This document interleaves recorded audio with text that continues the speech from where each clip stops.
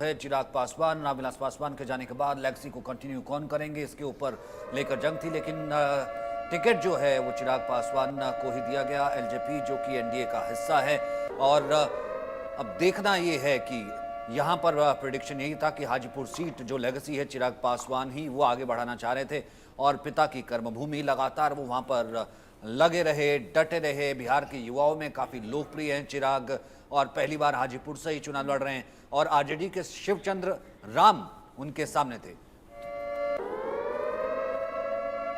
तो चिराग पासवान की जीत की प्रेडिक्शन है। तो हमारा ये एग्जिट पोल चिराग पासवान की जीत की प्रेडिक्शन कर रहा है। मयंक, मेरे ख्याल से it was an easy prediction.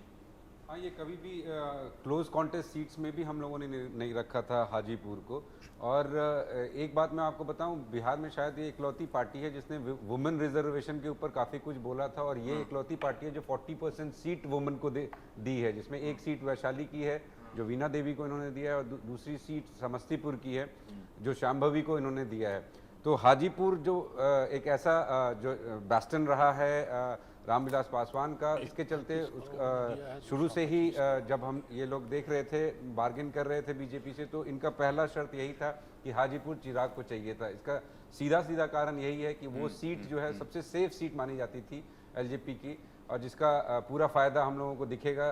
जो सारा दारोमदार पूरे पार्टी का इनके कंधों पे था चिराग के, उसमें चिराग इस एनडीए पूरे के पूरे गठबंधन में ये ऐसी पार्टी, लोजपा ऐसी पार्टी रहेगी जो अपने सीट्स में सबसे ज़्यादा स्ट्राइक रेट के साथ उभर के आएगी, और उसमें सबसे बड़ा फैक्टर रहेगा चिराग का। और जो ये सीट एक है वो बस एक टिप ऑफ द आइसबर्ग कर सकते हैं।